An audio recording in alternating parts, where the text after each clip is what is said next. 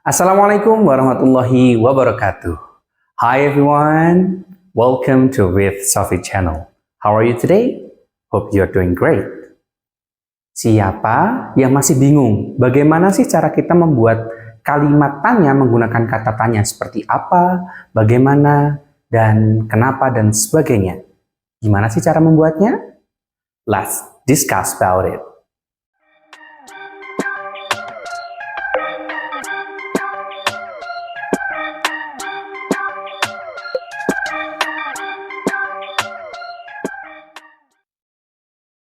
Baik, di video kali ini kita akan membahas tentang bagaimana cara membuat kalimat tanya yang jawabannya berupa informasi atau kita sebutnya dengan question word. Question word itu sebenarnya hanya kata tanya dalam bahasa Indonesia seperti apa, kenapa, bagaimana, siapa, dan seterusnya, ya. Atau ada yang menyebutnya dengan question word itu selain question word disebut juga dengan kata WH question.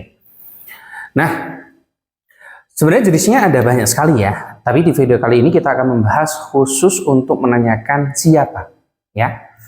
Nah, untuk siapa itu opsi yang pertama ada yang namanya who.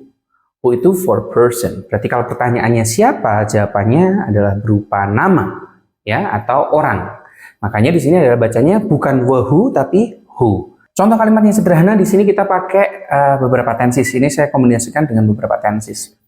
Yang pertama adalah who opens the gate there? Who opens the gate there? Siapa sih yang membuka gerbang yang ada di sana? Maka jawabannya seperti apa? Sebenarnya boleh saja cukup satu nama saja, ya. Artinya misal kita sebutnya adalah who opens the gate there? Sophie opens bla bla bla bla. Nah, disinilah peran Sophie. Nah, berarti dia berfungsi sebagai subjek. Inilah yang tadi ditanyakan. Siapa yang membuka gerbang yang ada di sana? Sophie yang membuka gerbang yang ada di sana. Maka Sophie inilah ketika dia dihilangkan, maka ini diganti dengan who. Atau cara menanyakan Sophie ini gimana sih? Oh, kita bisa pakai who. Kenapa? Karena Sophie adalah orang. Maka kita bisa menggunakan who untuk menanyakan orang. Seperti itu. Kemudian, contoh yang kedua, bisa nggak sih kita kombinasikan dengan present continuous atau present progressive? Bisa. Contohnya di sini, who is sitting next to Steve? Who is sitting next to Steve? Maka kalimatnya lagi bisa kita buat misal Anton atau Anthony. Anthony is sitting next bla bla bla bla. Nah, maka nanti di sini ini juga bisa nih. Anthony orang bukan? Yap. Maka di sini kita bisa menggunakan pertanyaan who untuk jawabannya Anthony atau jawabannya orang. Lagi-lagi Anthony berupa subjek. Contoh yang lain misal kita pakai present perfect. Who has submitted the task? Nah, who has submitted the task? Misal, bisa nggak sih jawabannya itu tidak selalu berupa nama orang? Bisa saja. Misal, siapa yang sudah menyerahkan tugasnya? Maka kita buat misal, he has submitted. He has submitted bla bla bla. Maka nanti di sini, he ini juga subjek dan he ini juga orang. Seperti itu. Contoh lagi kita pakai yang future atau simple future, kita pakai yang di sini. Who will perform after me? Siapa yang bakal tampil setelah saya nih? Habis saya siapa yang tampil? Maka di sini misal jawabannya adalah she will perform. She will perform bla bla bla. Maka lagi-lagi she, ya. She ini di sini dia berfungsi sebagai subjek, lagi-lagi subjek lagi.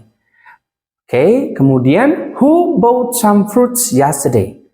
Who bought some fruits yesterday? Maka misal jawabannya adalah misal kita buat Jack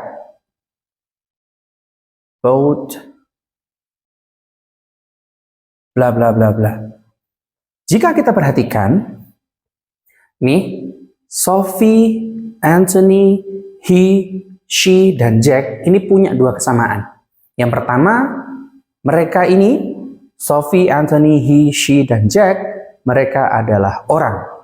Itu persamaan yang pertama. Persamaan yang kedua adalah baik Sophie, Anthony, he, she, dan Jack semua berperan sebagai subjek.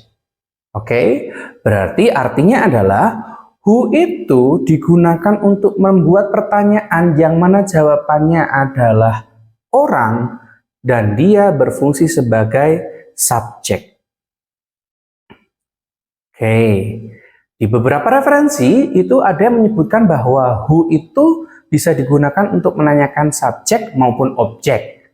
Oke, yang selanjutnya adalah whom. Nah, whom di sini, whom itu untuk orang. Oke, tapi apa bedanya who dengan whom? Kalau who tadi berperan sebagai subjek, tapi kalau whom ini dia berperan sebagai objek atau menanyakan orang yang mana peran tersebut sebagai objeknya. Contoh, whom did you accompany there? Whom did you accompany there? Siapa yang kamu temani ke sana? Oke, maka jawabannya jadi gini. I accompany, misal ya, I accompanied,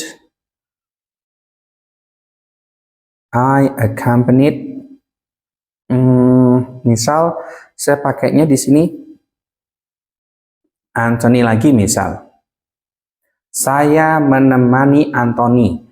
Nah, Anthony ini dia berperan bukan sebagai sebagai subjek lagi, melainkan Anthony di sini berperan sebagai objek.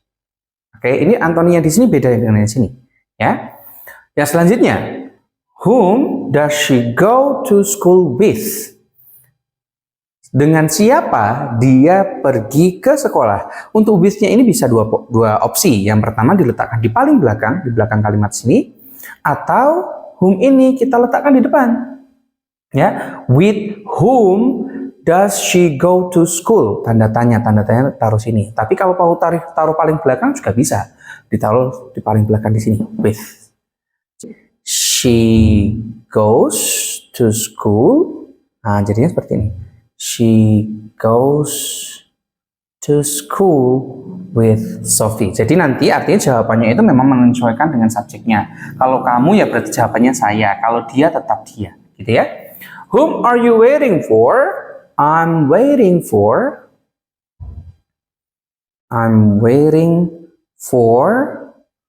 Misal di sini I'm waiting for her. I'm waiting for her. Saya sedang menunggu dia.